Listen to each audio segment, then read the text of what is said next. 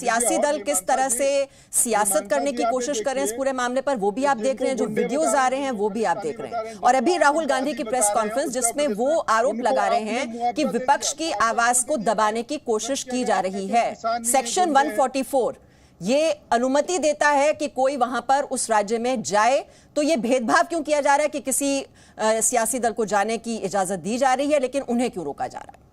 इस पर मैं आपका कमेंट चाहूंगी।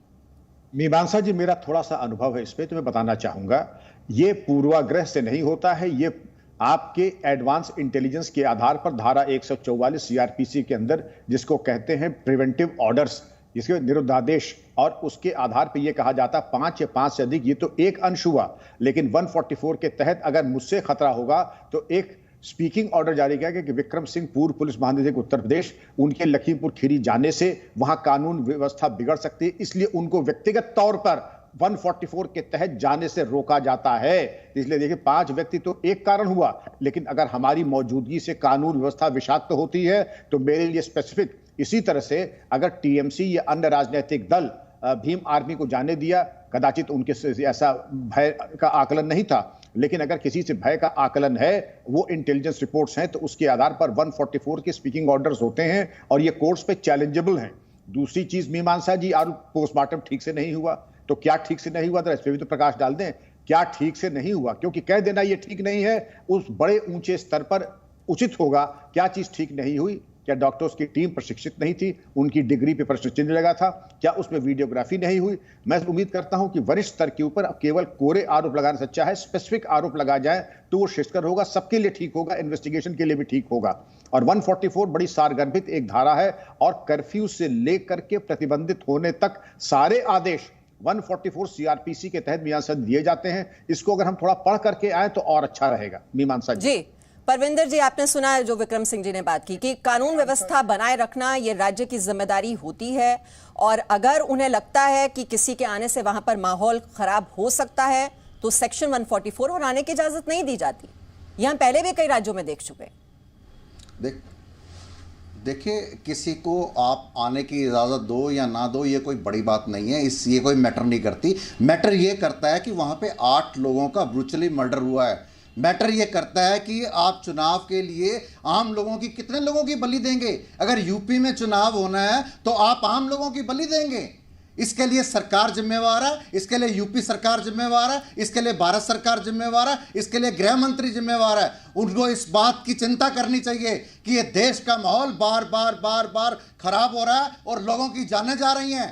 मैं भारत सरकार से, प्रधानमंत्री जी से, मैं गृह मंत्री जी से प्रार्थना करता हूं कि किसानों के इमोशन को समझा जाए, उनकी बातों को माना जाए, उनकी मांगों को पूरा करा जाए। परविंदर जी, यही तो सवाल हो रहा है ना कि विपक्षी दल इतनी जल्दबाजी क्यों दिखा रहे हैं? अभी जांच समिति का गठन कर दिया गया है, जांच अभी हो रही है, आप देख रहे हैं रोज नए नए दावे किए जा रहे हैं, वीडियोस भी आ रहे हैं। वो आप उसकी बात नहीं करेंगे जो सुमित जायसवाल का जो आया है, वो प्रत्यक्षदर्शी हैं, खुद वहां पर मौजूद थे, वो ये बात कह रहे हैं कि वहां पर पथराव किया गया, उसके बाद गाड़ी अनियंत्रित हुई, तो उनकी बात भी तो सुनी जाएगी ना। और फिर अभी कोई निष्कर्ष नहीं निकाला गया है।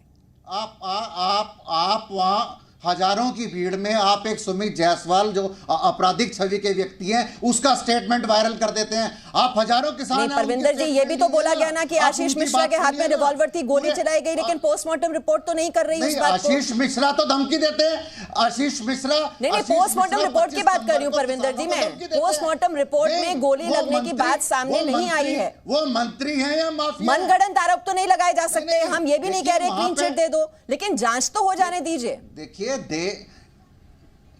देखिए, गृह मंत्री जांच का विषय नहीं है। आप पहले एक किसी का मुआवजा तय कर देते हैं, फिर उसकी हत्या कर देते हैं, ये कौन सा न्याय है? मैं ये कहता हूं 3 लोगों को कुचला गया और 1 लोग को, जो वहां पे जो खबरें आ रही हैं, 1 लोग के, लेकिन परविंदर जी, कोई उन बीजेपी कार्यकर्ताओं की बात नहीं कर रहा, उनकी पीट कर हत्या कर दी गई, क्या उनके मानवाधिकार नहीं है? आप सिर्फ किसानों की बात कर रहे हैं, सभी विपक्षी दलों की बात मैं यहां पर कर रही हूं।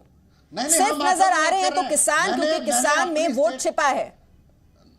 लेकिन बीजेपी कार्यकर्ताओं की मौत हो गई, ड्राइवर की वहां पर मौत हो गई, पीट कर हत्या कर दी गई, उसके बारे में कोई आवाज नहीं उठा रहा। मैंने 8 की बात करी है, मैंने 8 लोगों की बात करी है, जो 8 लोगों की हत्याएं हुई हैं उनकी बात करी है। और उनको श्रद्धांजलि दी है। अपनी बात शुरू करने से पहले उस पर दुख व्यक्त करा है और उसके ऊपर मैंने बहुत जो है खेद प्रकट करा है। जो भी व्यक्ति किसी की भी जान जाती है उस देश का नागरिक है, चाहे वो कोई भी व्यक्ति है, चाहे वो किसान है, अमीर है, गरीब है, जिस परिवार का सदस्य जाता है उस परिवार को पता होता है मेरे परिवार का सदस्य जाएगा तो मेरा परिवार की जिंदगी खत्म हो जाएगी। ये पूरा देश दुखी है। 8 लोगों की मौत हुई है तो जवाबदेही हम सवाल सरकार से भी पूछ रहे हैं कि उनकी इंटेलिजेंस एजेंसीज क्या कर रही थी। अगर वो कह रहे हैं कि ये सुनियोजित हमला था तो फिर उनकी तैयारी क्या थी इससे निपटने के लिए? हालात इतने ज्यादा वहां पर खराब क्यों हो गए? लेकिन वहीं विपक्षी दल भी अभी शांत बैठे हैं। जरा जांच पूरी हो जाने दीजिए, उसके बाद आप सियासत कर लीजिएगा। यहाँ मौत पर सियासत नहीं होनी चाहिए। बस यही संदेश देने की हमारी कोशिश। बहुत बहुत शुक्रिया सभी मेहमानों का चर्चा में शामिल होने के लिए। छोटा सा ब्रेक लेंगे, जल्द लौटेंगे।